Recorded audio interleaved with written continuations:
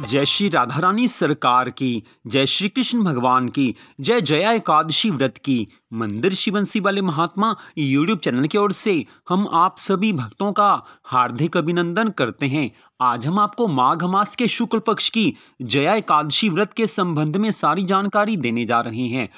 आज की इस विशेष वीडियो में हम आपको बताएंगे कि इस वर्ष 2024 में माघ मास के शुक्ल पक्ष की जया एकादशी का व्रत किस दिन रखा जाएगा, जया एकादशी के व्रत का कौन सा शुभ मुहूर्त है और जया एकादशी व्रत की पारना का शुभ मुहूर्त कौन सा है, तथा साथ में आपको बताया जाएगा कि जया एकादशी का व्रत किस विधि से रखा जाता है। सारी जानकारी इस वीडियो में हम आपको देने जा रहे हैं। तो सबसे पहली बात यह है कि हमारे हिंदू धर्म में एकादशी के व्रत का बहुत ज्यादा महत्व बताया गया है। भगवान श्री कृष्ण जी ने श्रीमद् भगवद गीता में अर्जुन को गीता का उपदेश देते हुए कहा था कि हे अर्जुन, संपूर्ण व्रतों में एकादशी का व्रत मेरा ही स्वरूप है।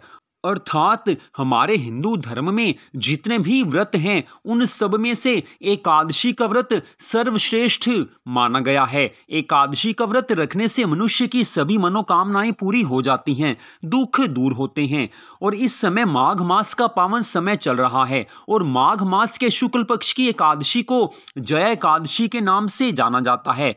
तो इस वर्ष 2024 में माघ मास के शुक्ल पक्ष की जया एकादशी का व्रत 20 फरवरी दिन मंगलवार को रखा जाएगा। जी हाँ, जया एकादशी का व्रत 20 फरवरी दिन मंगलवार को रखा जाएगा।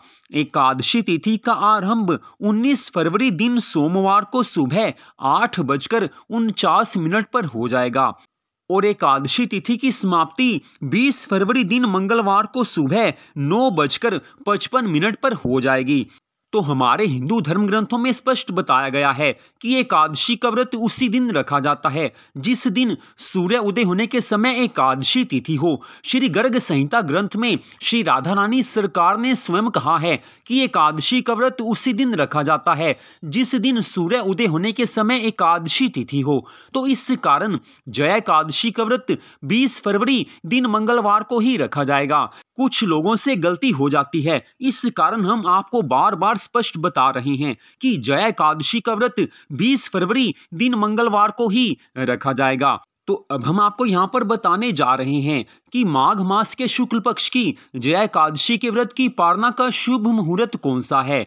तो जया एकादशी के व्रत की पारना का शुभ मुहूर्त 21 फरवरी 2024 दिन बुधवार को सुबह 6:55 से लेकर सुबह 9:11 तक रहेगा। इस समय के बीच में आप जया एकादशी के व्रत की पारना कर सकते हैं, अर्थात व्रत को खोल सकते हैं। तो जया एकादशी व्रत की पारना की दूसरी विधि के अनुसार एकादशी व्रत से अगले दिन द्वादशी तिथि में आप सूर्य निकलने के बाद किसी भी समय एकादशी के व्रत की पारना कर सकते हैं। तो एकादशी व्रत की पारना की दूसरी विधि के अनुसार आप 21 फरवरी दिन बुधवार को सुबह सूर्य निकलने के बाद किसी भी समय एकादशी के व्रत की पारना कर सकते हैं, अर्थात व्रत को खोल सकते हैं। तो एकादशी के व्रत को खोलने की दोनों विधियां आपको बता दी गई हैं। किसी भी विधि से आप व्रत खोलें, दोनों का बराबर फल बताया गया है।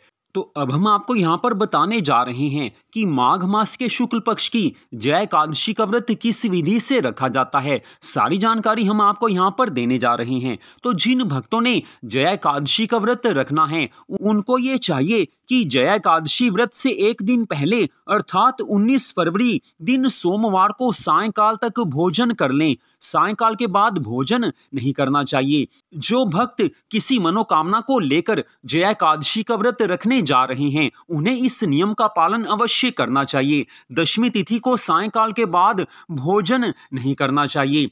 सायंकाल के बाद आप दूध पी सकते हैं, चाय पी सकते हैं, फल खा सकते हैं, लेकिन भोजन आपने दशमी तिथि को सायंकाल तक कर लेना है। अब अगली बात, जया एकादशी व्रत के दिन अर्थात 20 फरवरी दिन मंगलवार को सुबह आपने जल्दी उठना है। वैसे भी माघ मास का पवित्र समय है, जितनी जल्दी आप उठेंगे उतनी भगवान की ज्यादा कृपा मिलेगी। सुबह उठकर नहा धोकर पवित्र आप हो जाएं। नहाने के जल में थोड़ा सा गंगा जल मिला लीजिए। उस जल से आप स्नान करेंगे तो आपको गंगा स्नान का पुण्य फल प्राप्त हो जाएगा। अगर आपके घर में गंगा जल नहीं है तो भी आप नहाते समय हर हर गंगे इस तरह से गंगा मैया के नामों का बारंबार उच्चारण कीजिए, तो भी आपको गंगा स्नान का पुण्य फल मिल जाएगा। ये साक्षात भगवान श्री कृष्ण जी का कथन है। तो इस कारण गंगा स्नान का पुण्य फल प्राप्त करने के लिए इस नियम का पालन अवश्य करना चाहिए। नहा धोकर पवित्र होकर आप साफ सुथरे वस्त्र धारण करें। इसके पश्चात आपने अपने घर के मंदिर में भगवान श्री राधा कृष्ण जी का, भगवान श्री लक्ष्मी नारायण जी का, तुलसी माता का पूजन करना है। अगर आपके घर में श्री राधा कृष्ण भगवान जी का, श्री लक्ष्मी नारायण भगवान जी का विग्रह अर्थात मूर्ति स्वरूप नहीं है तो आप भगवान के चित्र स्वरूप अर्थात उनकी फोटो के स्वरूप की पूजा भी कर सकते हैं। पूजा में पूरी श्रद्धा भावना होनी चाहिए। श्रद्धा भावना से की गई पूजा को भगवान स्वीकार करते हैं।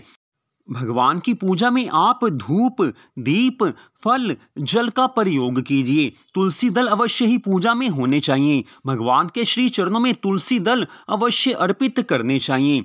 और माघ मास का पावन समय है। माघ मास के इस पावन समय में आप भगवान जी को तिल भी अर्पित कीजिए। भगवान के श्री चरणों में आप तिल भी अवश्य चढ़ाइए। तिल काले भी हो सकते हैं, सफ़ेद तिल भी हो सकते हैं, दोनों का बराबर फल बताया गया है। अब इसके बाद बात आती है कि आपने सुबह के समय भगवान को किस चीज़ का भोग लगाना है। तो आप सुबह भगवान जी को दूध और किसी भी फल का भोग साथ लगा दीजिए।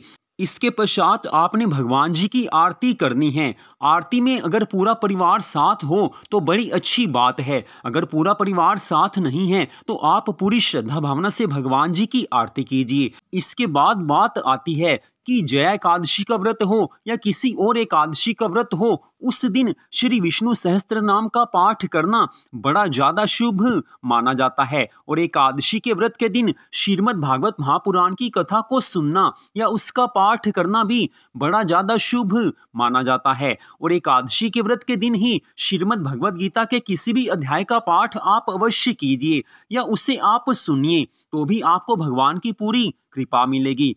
श्री विष्णु सहस्त्र नाम का जो पाठ है या श्रीमद् भगवत गीता का जो पाठ है और श्रीमद् भागवत महापुराण का जो पाठ है, उसे आप सुबह भी कर सकते हैं या दिन में किसी भी समय जब आप पूरी तरह से फ्री हों तब आप पाठ कर सकते हैं। लेकिन पाठ करते समय मन केवल भगवान के चरणों में होना चाहिए। अपने पाठ में पूरा ध्यान लगाकर आपने पाठ करना है।